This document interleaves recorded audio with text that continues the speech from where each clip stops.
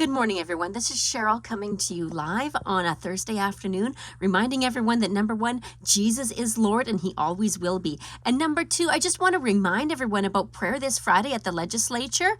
We meet at 7 p.m. and we try to start right up around that time. A few things the Lord has placed on my heart this week is that we are his army bride. But further back, he has placed it on my heart that we as his army bride need to stand up and take our place and start warring in the spiritual realm. We need to take the battle into the spiritual realm because that is where this true battle lies. If we want to see victory, if we want to see our way out of this mess regarding the lockdowns and everything and the COVID whole situation, then we need to take our authority and we need to pray. But it is not our regular prayers we need to do. We need to take our authority and do the prophetic type of prayers, the declarations and the decrees, according to Job 28, it says, you will decide and decree a thing, and it will come to pass. Not might, not hopefully, it will come to pass. And the light of God's favor will shine upon your ways. And Matthew 18:18, whatever you bind, forbid, declare to be improper and unlawful on earth shall have already, not maybe sometime in the future, already, this is amplified, already being bound in heaven. And whatever you loose, permit, declare lawful on earth shall have already been loosed in heaven. We are to bring heaven to earth. That is our mandate.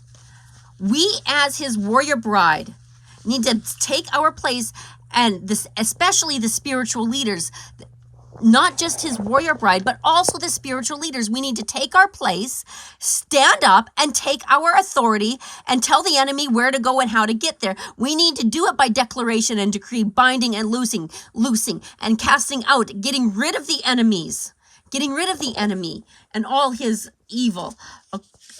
Mark 16 says that we have authority to cast them out. Luke 10:17-20 says, I have given you authority that you now possess, not might, hopefully sometime in the future. It's now, it is here, it is present. You now possess to tread on serpents and scorpions and the ability to exercise authority over all the power of the enemy. Not some of it, not a little bit of it, not sometime hopefully in the future. It's now and it's over everything of the enemy. And nothing will in any way harm us. We need to take our authority. We need to declare and decree the heaven to earth. Whatever is not allowed in heaven is not allowed down here on earth. We need to declare and decree heaven to earth. We need to bind and we need to bind the enemy, and we need to loose heaven in earth. We need to take our authority. The spiritual leaders need to stand up and take that authority. Now, Kim Clement prophesied this way back in I think it was 2011, that the way out is to do this. Now, some people would try to say, well, that was for that day and age. We don't know that it's definitely for this day and age. Whether it is or isn't, the fact is we know in prophecy, and it's not just me saying this, other prominent names in the prophetic realm say this, that you can grab a hold of a prophecy, and even if it wasn't directly directed at you, you can war over that and make it your own. You need to grab a hold of the biblical truth and make it your own, and it can be your prophecy if you grab a hold of it and war over it. And that's what needs to happen. You know what? Some people try to apply that same excuse to the book of Revelation and say, well, it's not for today. It was for way back then because of X, Y, and Z that took place. Now, some people believe that, and that's fine. But we know, and I know from talking to scholars who have studied end time prophecy, and that was their entire life's work. Example, Dr. Hilton Sutton, his entire life's work, constantly studying, restudying, and teaching it. Revelation is today, and it is still coming to pass. It's not something that took place thousands of years ago or a couple thousand years ago. It is for today, and it will come to pass.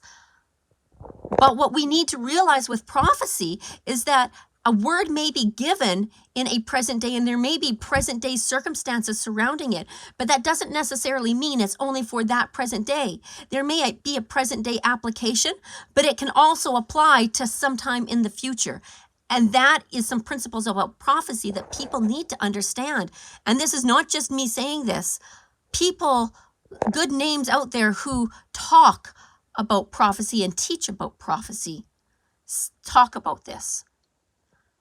This is a principle that needs to be understood. So what we need to do is we need the leaders, the spiritual leaders, we need the spiritual warriors, we need the warrior bride to stand up, declare and decree, and bring heaven to earth, which is what we are doing at the legislature. We are getting rid of the enemy and all his power and his strongholds, his platforms that he has come against our country and our province and our city, and we are declaring and decreeing and bringing heaven to earth. We are binding and loosing.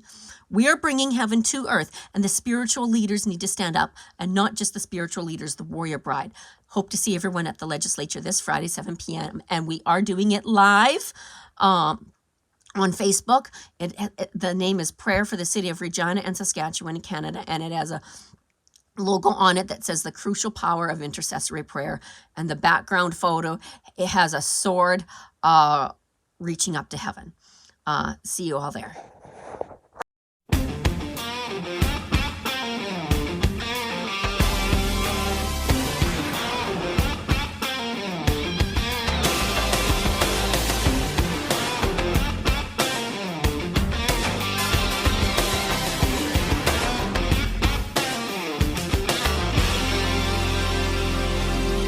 God's got an army, not afraid to fight. Soldiers of the cross and children of the light. Warriors of righteousness with healing in their hands. God's got an army marching through the land. Let me hear a war cry. Hey! Let me hear a war cry. We're a people with ears to hear and hearts to respond to spiritual needs.